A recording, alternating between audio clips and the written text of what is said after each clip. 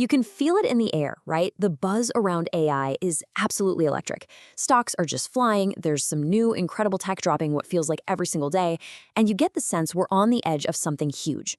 But for a lot of us, this all feels a little familiar. It's giving off some serious déjà vu, kind of like that frenzy back in the 90s that, well, didn't end so well. So today, we're going to tackle that big question. Is this AI boom just the dot-com bubble all over again? I mean, you see the headlines, you feel the investor hype, that little voice in your head saying, don't miss out. It really feels like we've seen this movie before, and we all know how it ended, with a massive, spectacular crash. So the question that's really on everyone's mind is, are we just walking down the same path? Is history about to repeat itself? Okay, so to figure that out, we've got to start with the vibe, the psychology of the investors. We're going to put the feeling of the late 90s right up against the mood in the market today and see if it's the same kind of energy that's driving all this excitement. And here's the thing. Both eras are absolutely fueled by one powerful emotion, FOMO, the fear of missing out. That feeling is identical. But the buzzwords surrounding it, totally different. The dot-com era was all about a land grab, a frantic race to just get big, fast, even if you didn't have a real product yet. Today, the conversation is about a massive platform shift, and it's not being driven by tiny startups, but by a handful of established mega companies with very real, very powerful tech. So yeah, the feeling's the same, but the players, they couldn't be more different. All right, let's move past the feelings and get into the hard numbers. This is where things get really interesting. We're going to check out the market's performance, the valuations, and see if these two eras are even in the same league. And believe me, the data tells a story that is surprisingly clear. So first, let's just remember how insane the dot-com peak was. From 1995 to its absolute high in March of 2000, the NASDAQ didn't just climb, it exploded.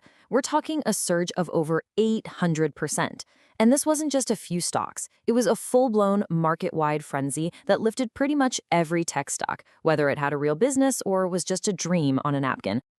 Okay, now let's look at today. Since the market bottomed out in late 2022, the NASDAQ is up about 60%. Now, don't get me wrong, that is a fantastic rally, but it's a completely different universe. We are talking about a move that is more than 10 times smaller than what we saw back in the 90s. It's not even close.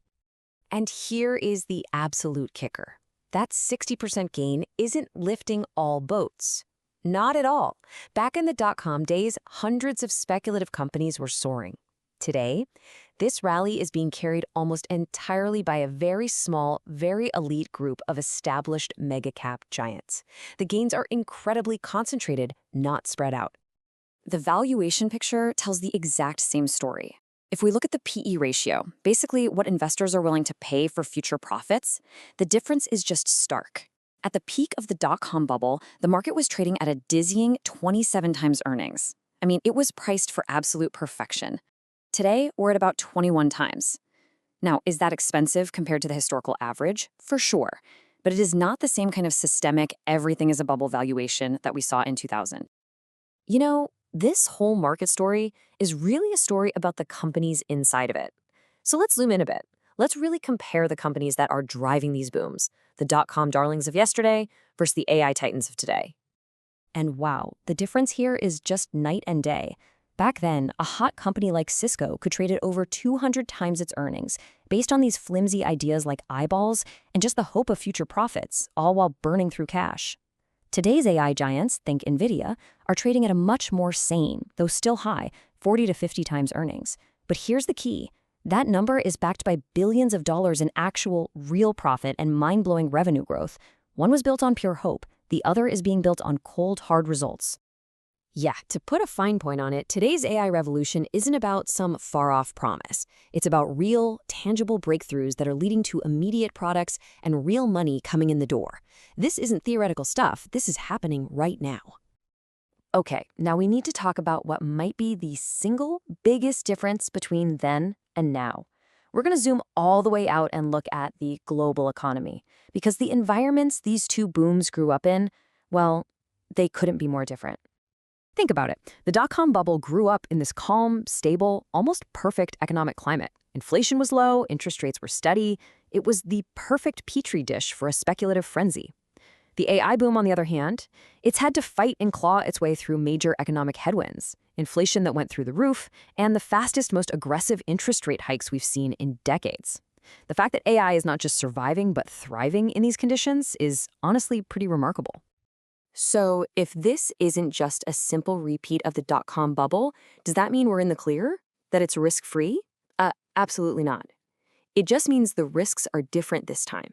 So let's stop looking back at history for a second and instead focus on the unique dangers and the opportunities in the AI-driven market we have today. So, what's the verdict? Well, when you lay all the evidence out, it seems pretty clear. The current AI boom is built on a much, much more solid foundation. We're talking about profitable, mature companies. It is fundamentally different from the speculative house of cards that was the dot-com bubble. But that doesn't mean there aren't any dangers lurking. Yeah, we can't get complacent. The risks today are just different. For starters, those high valuations are a real vulnerability. These stocks are priced for perfection, and if growth slows down even a little bit, we could see a very sharp correction. Then there's concentration risk. The entire market is basically leaning on just a few huge stocks. If one of those giants stumbles, it could shake the whole system. And then, of course, there's the huge wild card of regulation, as governments all over the world are trying to figure out how to handle this incredibly powerful new technology. But on the flip side, the opportunities are just massive, and the growth won't just be in the big famous AI names. Think about all the other companies, the ones building the data centers, providing the massive amounts of energy needed, creating the software that supports this whole revolution. And beyond even that, the potential for AI to just supercharge productivity across the entire economy, that could be a game changer for corporate profits for years, even decades to come. So we've laid it all out. The foundation this time is stronger. This isn't a simple replay of the dot-com crash, but I want to leave you with this final thought. Has the very nature of this boom, with so much power, so much market value, all concentrated in the hands of just a few giant companies, created an entirely new kind of risk? Maybe a risk we haven't even learned how to see or measure yet. That, I think, is the real question for the years ahead.